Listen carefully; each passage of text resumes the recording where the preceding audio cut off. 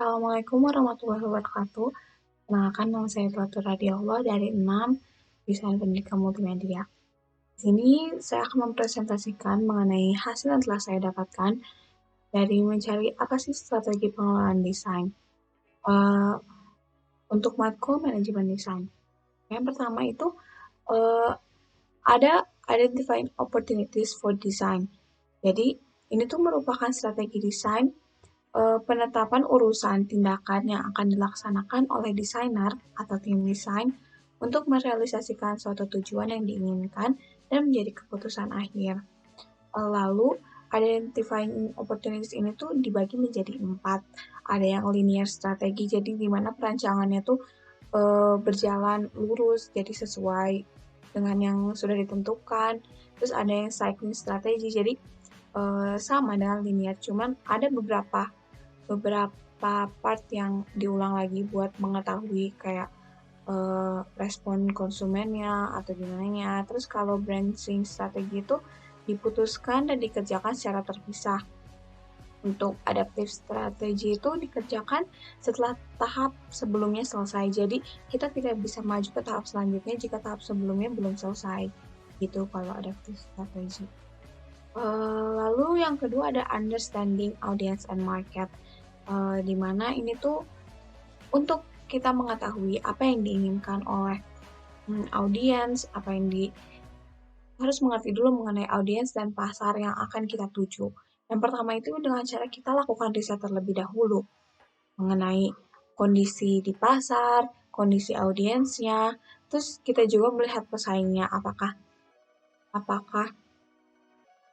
pesaingnya lebih mampu diterima oleh audiens dan market atau sebagainya. Lalu buat persona pelanggan, kita membuat audiensnya tuh lebih tertarik terhadap apa yang kita lakukan. Lalu kenali klien secara pribadi, bisa dari mengetahui hal-hal dasar mengenai kliennya, apa yang dia suka, apa yang tidak dia suka, seperti itu.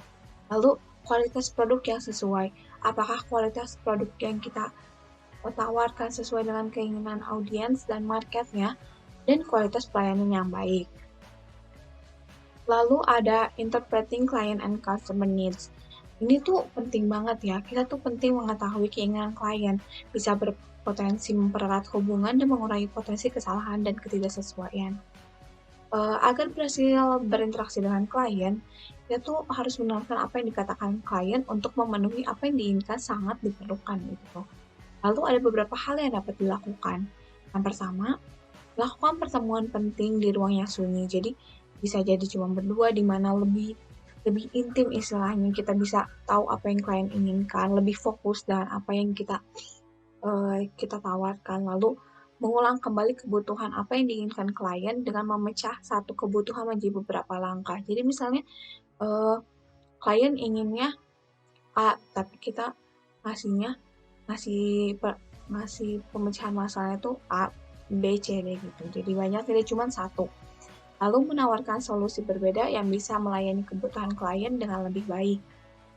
Ya, tidak menolak pertanyaan atau kebutuhan yang diinginkan klien, itu tuh penting buat membangun bonding antara klien dengan kitanya tuh, itu sangat penting. Lalu membuat keputusan akhir yang sama dan bersama juga itu penting dengan kliennya.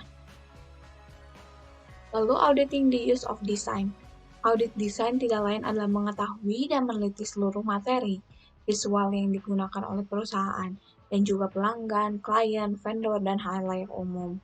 Atau juga menganalisis seluruh elemen visual yang digunakan oleh perusahaan. Tidak hanya visual, namun pesan inti dari perusahaan atau branding perlu dianalisis. Tidak adanya proses menganalisis perusahaan dapat mengakibatkan perusahaan mendapat resiko kurang fokusnya pada suatu bidang. Keuntungan melakukan desain audit adalah segala hal yang telah dipertimbangkan, baik desain visual maupun pesan lainnya, dapat dikombinasikan sedemikian rupa untuk menyusun strategi yang baik dan serangkaian rekomendasi untuk klien.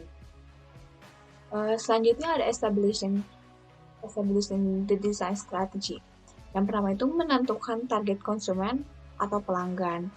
Ya, jadi kayak kita mau menyasar pasar yang mana sih? Apakah anak muda, apakah orang yang dewasa? Lalu selanjutnya ada menentukan dan mempertimbangkan strategi bisnis. Tujuan jangka panjang itu harus ditentukan, prinsip dan strategi yang akan dijalankan. Strategi bisnis harus selaras dengan strategi desain yang sudah dipikirkan. Dan juga menentukan tujuan. Menentukan tujuan apa yang ingin dicapai.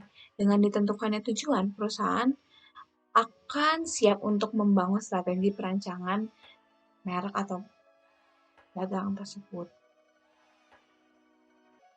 Lalu promoting and selling the design strategy. Yang pertama itu ada beberapa cara yang harus dilakukan, dan yang pertama itu adalah segmentasi, di mana kita mengelompokkan beberapa daerah gitu. Oh, ini cocok nih buat produk saya atau apa. Nah, selama proses promosi, tim pemasaran akan menentukan segmen mana yang akan ditargetkan dan alasannya. Lalu setelah segmentasi, akan ditargetkan. Penargetan adalah cara terbaik untuk berkomunikasi dengan segmen yang dipilih. Pemasar akan lebih mudah memastikan respon yang didapat. Rencana pemasaran harus merinci dan menentukan tujuan pemasaran. Lalu ada positioning.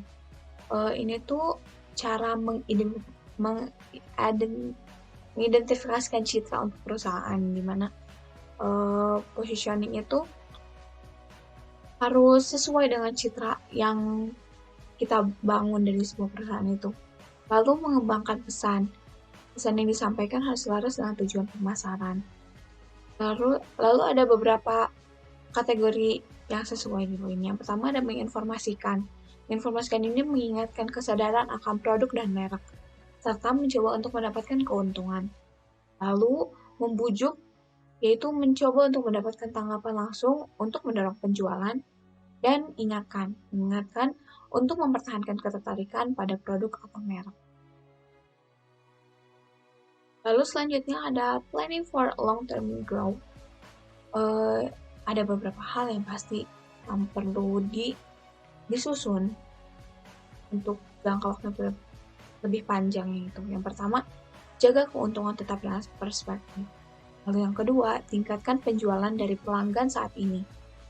Tiga, tidak memutarbalikkan roda bisnis.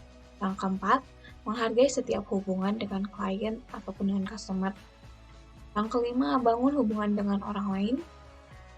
Yang keenam, jangan memperkerjakan seseorang jika tidak tahu apa yang mereka kerjakan. Yang ketujuh, buat bisnis lebih menyenangkan.